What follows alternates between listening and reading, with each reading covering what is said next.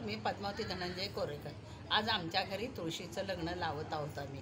दरवर्षीप्रमाणे नातीने विचारलं दरवर्षी का लावतात, तर तुळस ही प्रत्येकाच्या दारात, भारतीय संस्कृतीमध्ये प्रत्येकाच्या दारामध्येच असते। पहा, ती आपल्याला माहिती आहे, आरोग्याला खूप उपयुक्त अशी आहे। हवेला शुद्ध राखण्याचं काम ती करत असते आणि 24 तास हे देणारी, ऑक्सिजन देणारी अशी ती आहे। आणि विशेष म्हणजे आपण माहिती आहे तिच्या लग्नामध्ये काय काय केलं आहे। तिला मंगळसूत्र घातले, हार घातलेला आहे, बांगड्या घातलेल्या आहेत, लग्नाचा नथ घातलेली आहे। आणि अशा प्रकारे तिला सर्व जे काही आत्ता गृहिणी नववधू घालतात ते सर्व अलंकार तिला देतो। त्याचप्रमाणे इथे पहा, तिचा मामा हा जो आहे, हा ऊस, हा मामा आहे। आता हे कशाचं प्रतीक आहे, तर सर्व वनस्पती ज्या आहेत, चिंच, बोर, आवळा आणि कृष्णदेव सावळा असं म्हणतात। आणि हे पहा, हे सर्व तिला अर्पण केलं जातं, इथे या ठिकाणी ठेवलं जातं। तर अशा प्रकारे त्याच्या हळद सुरुवातीला तिला धुवून काढलेली आहे, स्वस्तिक काढलं आणि स्वस्तिक काढल्यानंतर तिला स्नान म्हणजे पाणी घातलेलं आहे, हळद कुंकू लावलेलं आहे, अक्षत वाहिलेली आहे। त्यानंतर कृष्णदेवाला पण आंघोळ घातलेली आहे, त्यालाही हळद लावलेली आहे। पहा, या ठिकाणी तुम्ही जर पाहिलं तर तुमच्या लक्षात येईल, हा जो कृष्णदेव आहे याला हळद लावली, गंध लावलेला आहे। या ठिकाणी पहा, गंध त्याचा दिसत नाही, तो हळदीत झाकून गेला आहे। आणि हारही त्याला छोटासा घातलेला आहे। पाहिजे खरा हाच हार असतो त्याचा। असं आत्ता लग्न लावले आम्ही तुळशीचं। तर अशा प्रकारे ही सर्व पूजा उरकून मंगलाष्टक म्हणून आम्ही ते करत असतो। विशेष म्हणजे जे 16 शृंगार असतात त्यापैकी हे 5 शृंगार जे आहेत, ते 5 शृंगारही तिला ठेवत असतो। ते ठेवलेले आहेत, इथे फलाहार ठेवलेला आहे नैवेद्याला म्हणून, तो ठेवलेला आहे। तर दरवर्षी आपण का लावतो तुळशीचं लग्न, तर आपल्या सर्वांना माहिती आहे की शंकराचं तेज समुद्रात पडलं आणि त्याच्यापासून एक बालक जन्माला आलेला होता। आणि तो बालक म्हणजेच पुढे झालेला मोठा जालंधर राक्षस। तो खूप होता, तो त्रास द्यायचा, परंतु त्याला कोणाकडूनही मरण नव्हतं।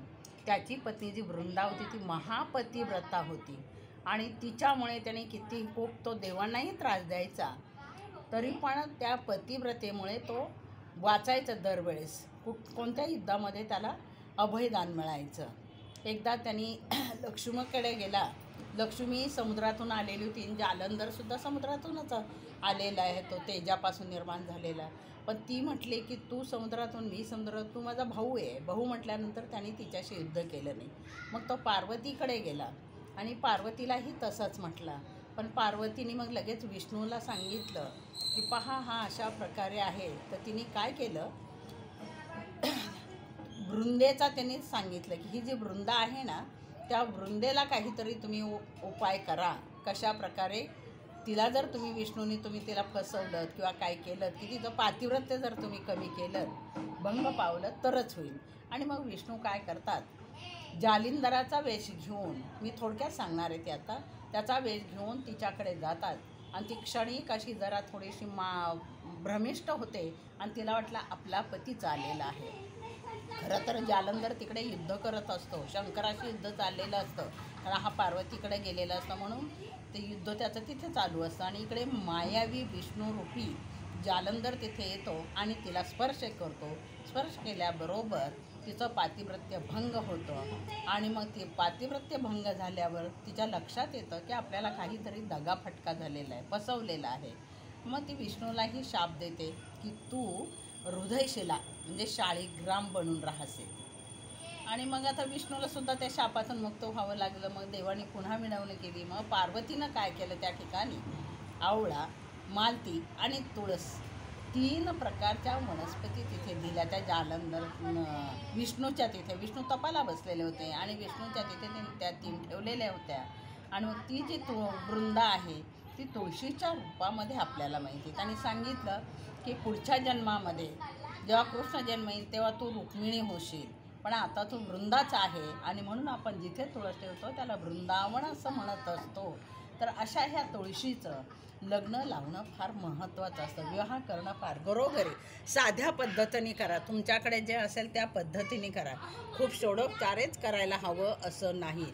फक्त हळद कुंकू वाहा, अक्षत वाहा आणि जो असेल तो प्रसाद ठेवा, पण या विधीचं महत्त्व म्हणून कालच्या एकादशीपासून कार्तिक एकादशीपासून पौर्णिमेपर्यंत हा सोहळा चालत असतो. घरोघर भारतीय स्त्रिया तुलसी विवाह साजरा करत असतात.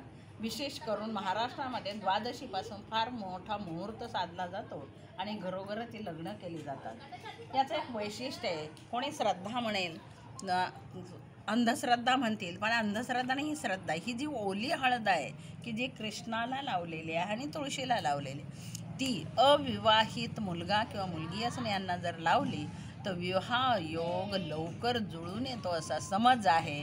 मी दरवर्षी अशी वाटीत करून ठेवते आणि ज्यांना ज्या गरजेच्या आहेत त्यांना सांगत असते की ओली हळद घेऊन जा. सांगायचं तात्पर्य थोडक्यात, आज विवाहाच्या फार कटकटी अडचणी झालेल्या आहेत. त्याच्यातून थोडासा उपाय म्हणून आपण हा धार्मिक आहे, अंधश्रद्धेचा नाही आहे. आणि अशा प्रकारे हा तुळशी विवाह मंगलाष्टका म्हणून आम्ही साजरा केलेला आहे. तर पुन्हा दरवर्षी, आणि वऱ्हाडी मंडळी कोण असते? तुळशीचा तर मामा असतो ऊस, आणि वऱ्हाडी मंडळी आवळा, चिंच, बोर, ही सगळी वऱ्हाडी मंडळी. त्यांना आज माझ्या बागेतली बरीच मंडळी इथे हजर आहेत. सर्व झाडं जर पाहिली, आंब्याचं झाड आहे, वनस्पती आहे, नारळाचं झाड आहे, सगळीच मंडळी आज हजर आहे लग्नाला. म्हणजे खूप सारं वऱ्हाड आलं आहे.